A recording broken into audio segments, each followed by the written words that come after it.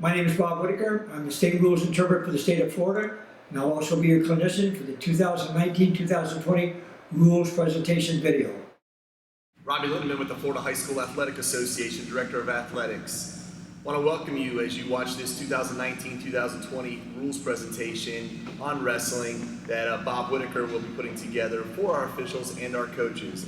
A couple updates that we want to give you for the 2019-20 season. The dual wrestling tournament will be January 24th and 25th at Osceola High School in Kissimmee, as well as the IBP Wrestling State Championship will be held at Silver Spurs Arena on March 6th and 7th. Some of the points of emphasis that you'll hear Bob speak this today is sportsmanship.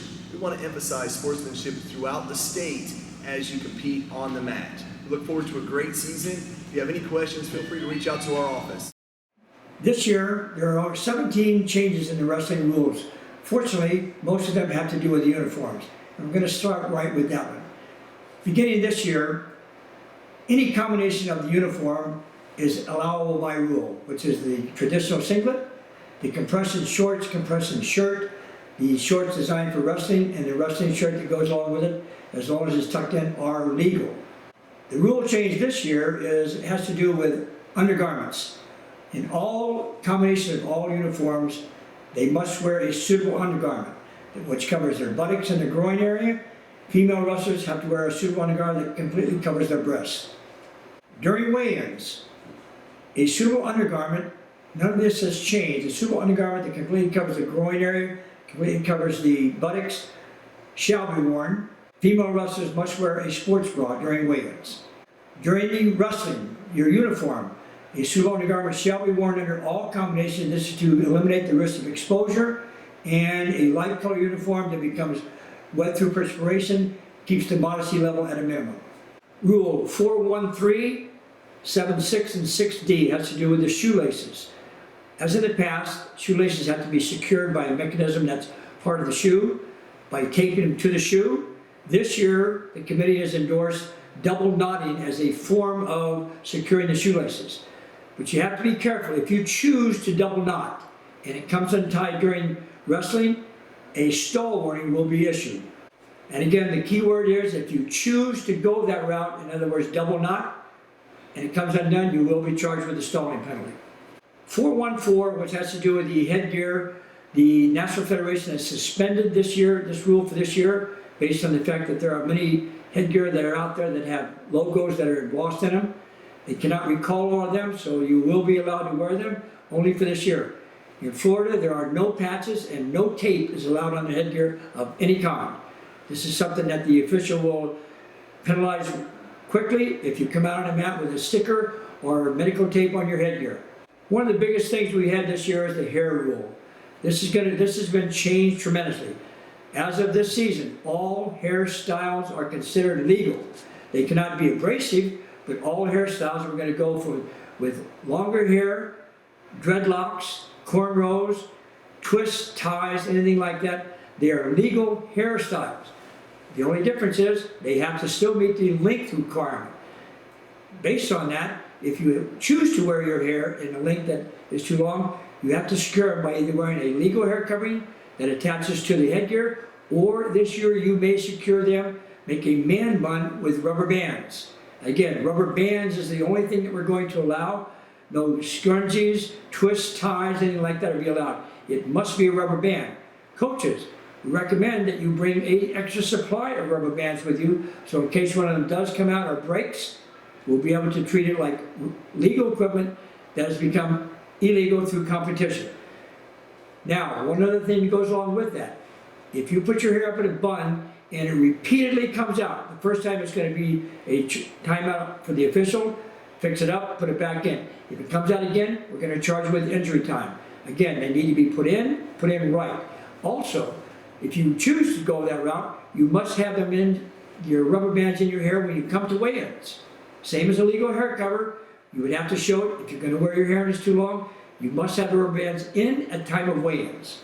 Shall versus may. You're going to see this throughout the rule book this year. If the rule says it shall be, it absolutely has to be. If it may be, that means there's room for consideration. But if the rule says shall, you must wear it. What we're talking about now is equipment. The leg sleeves, elbow sleeves, wristbands, bicep bands are not legal. They must have a pad that is sewn into it to be legal. And this is considered special equipment and must be presented to the official at time of weigh-ins. One of the questions we had last year, which seemed to be not a major concern, but we're going to go over it anyway during weigh-ins. Low-cut socks were, by rule, allowed last year, and for more than one reason. Number one, just for cleanliness. You walk around on the gym floor and so forth, may be dirty. Low-cut socks were allowed, and the medical people have told us that it's unlikely that there would be any skin infections below the ankle bone. The difference is, what is low-cut? Well, the rule is that if it's low-cut, it means it's from the ankle bone below. If it's above the ankle bone, they're not considered low-cut. So please don't do that. Coaches, your responsibility. Reaction time. Reaction time comes into play quite a bit in wrestling. It's a sport that's constantly changing. Just if your hand touches the mat beyond reaction time, points could be scored. Now again, what is reaction time? Is it 1 second, 2 seconds, 3 seconds?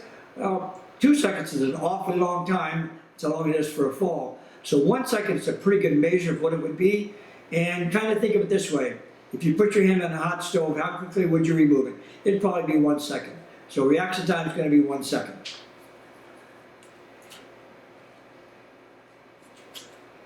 The committee felt last year that the fleeing rule had just simply not been used anymore. Officials were just very confident, and so just to hit you for stalling, warn you, penalized for stalling, but people were fleeing the mat.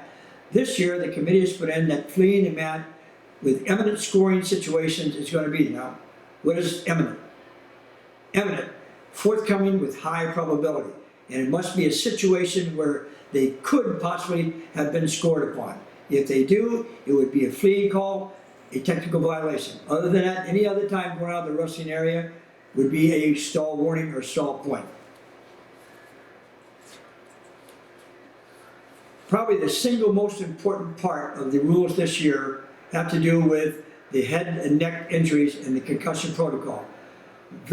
Most importantly, when you arrive on site as an official, your first responsibility is to find the athletic director, the head coach, and ask them, do you have an appropriate healthcare professional designated for this event or a certified trainer? Now what's the difference? An appropriate healthcare professional has initials in front of their names. A certified trainer has a 4-year degree. If you ask them and they tell you you are, there's no reason why you shouldn't believe them. But make sure you go over with them what is required of them. If there's any kind of an injury at all, and they come out on the mat and they let you know that they want to assess this individual for head, neck, spinal column injury, they're going to ask you to take a concussion protocol, which is going to be, they're going to tell you to make the signal, which is number 28 in our signal chart, which this is the signal. And again, officials, you cannot make this signal unless you are directed to do so by that appropriate person. Once they do that, the coach must leave the mat, everyone must leave the mat with the exception of the person assessing. A 5-minute clock will begin. Now, here's the situation and how you're going to do it. An injury takes place, you're going to signal injury time. Call the trainer out there, and we're going to go with the fact that this is one of these appropriate healthcare professionals. After he looks at the individual, he says, listen, I need to assess him for a concussion. You're going to make this signal. A 5-minute clock will start. The time used, and an example, let's say 15 seconds was used. That 15 seconds goes away. It's a charged timeout, but that 15 seconds still belongs to that wrestler for his injury time. Should there be another injury timeout? It'd be a second injury time, but he would have 1.5 minutes. Now let's be clear about that. Once he says that he needs to assess him, a 5-minute clock would be started. Time used already would be erased. A charged injury time would still exist, but then they would start that concussion protocol. Once they tell you that this individual is okay to return to action, you start the match like a normal restart. Now, if there is a second occurrence of that, again, it's an injury timeout, but if the appropriate healthcare professional said they need to assess him, by rule, this individual is done, the match is terminated. There are no other considerations. We're not going to take a chance. The National Federation doesn't want to take a chance that somebody has a second concussion protocol may find themselves injured more than they already are. The match would be terminated. Again, it's most important that officials, coaches, and everyone understand what this is. They cannot be out on the mat. The National Federation feels that 5 minutes is an adequate amount of time for them to assess this individual. Now, you'll find the situation 845 in the case book. In case the injury is caused by an illegal move, let's just say a slam, return to the mat with forceful, he catches something like that, and you start a recovery clock. That clock has to run. You cannot interrupt it. If that person says that they want to assess him, they've got to get it done in 2 minutes.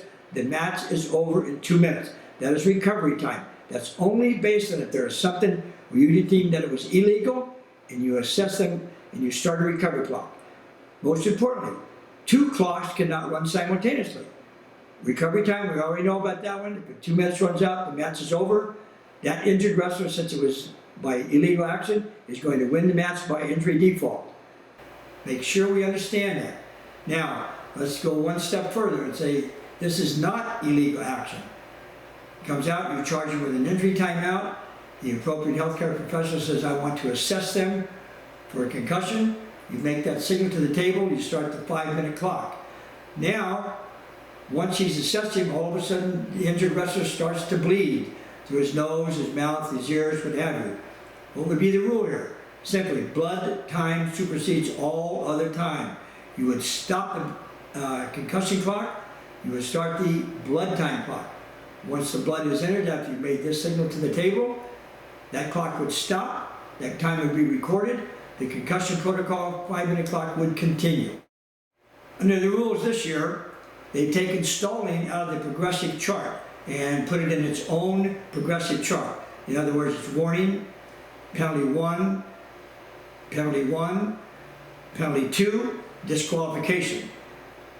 On the old rules, if there was a technical violation or an illegal move or something like that in between them, you would be disqualified based on those points.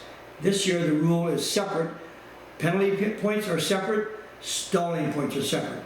The committee feels that with this, the officials may be in a better position to call stalling more frequently, as it should be called.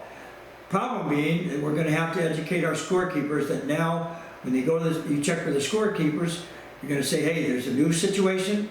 If it's a penalty point, it has to be P1. If it's stalling, it has to be SW, S1, S1, S2, disqualification. Rule 922F. We now have a change in the tie-breaking situation.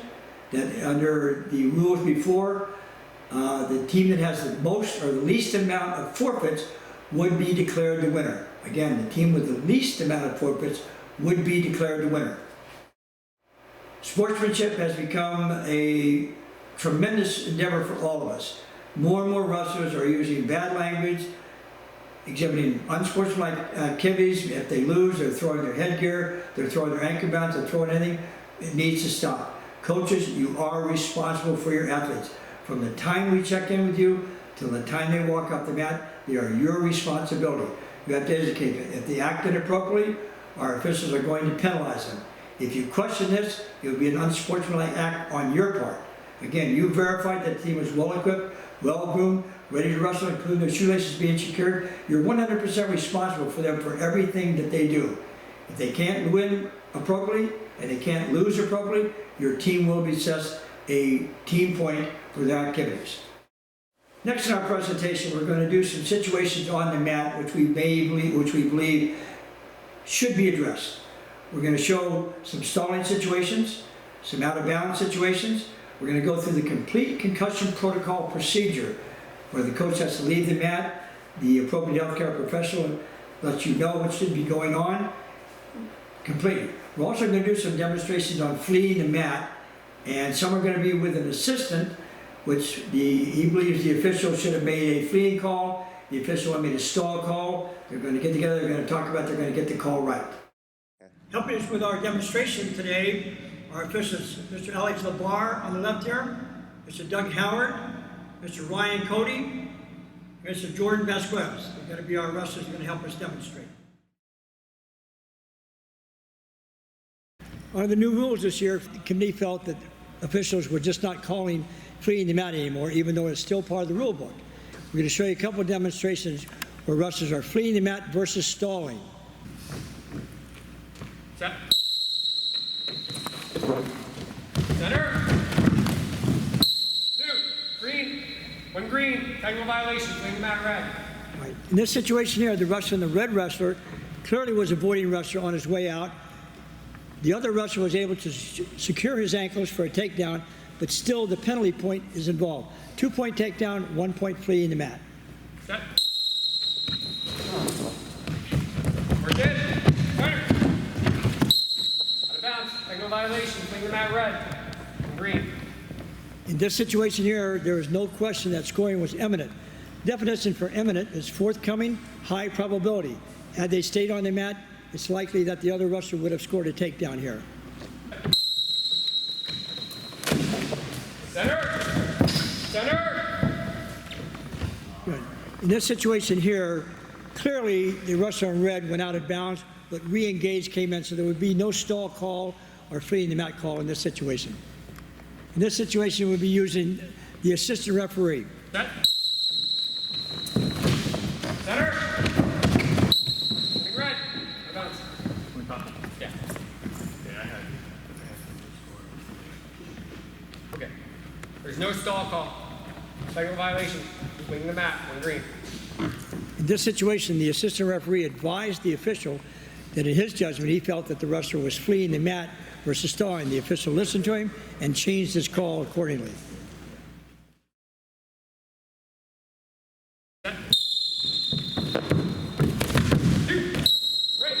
Every time green. Now go out. What hurts? Want to assess him for a possible concussion? Okay, changing it to concussion protocol green. Concussion protocol green. Coach, I need you off the mat. I need to leave. Okay, in this situation here, the wrestler injured, his coach was out on the mat with him. The appropriate healthcare professional came out onto the mat. The wrestler told him that his head was injured.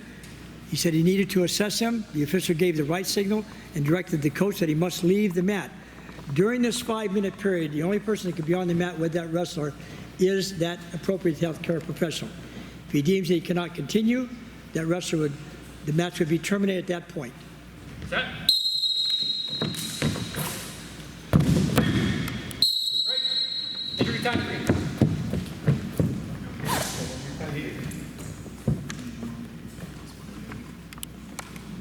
Going to assess him for a head injury. Okay. Coach, by rule, that's a second. The match is terminated. Match, guys. Okay, here by rule, once a second injury occurred after there's been a 5-minute evaluation, any head injury or neck injury would terminate the match. Okay, so far we've tested out some of the new rules. We've shown some demonstrations, especially with the injury protocol for a head or neck injury, the proper procedure to be handled, and the only time that the official can use that signal is if that person says that he wants to assess them for head or neck injury. Points of emphasis for this year, wrestling equipment. One of the main reasons that the Federation wanted to point out was the reason that they want a suitable undergarment worn on all uniforms is the light-colored uniforms tend to show a little bit more than we would like to see, so that's why they want a suitable undergarment worn at all times. Sporting behavior. This is one of the worst things that we have to deal with in wrestling. The attitudes and activity of coaches, wrestlers, and fans becomes a monumental problem for us all.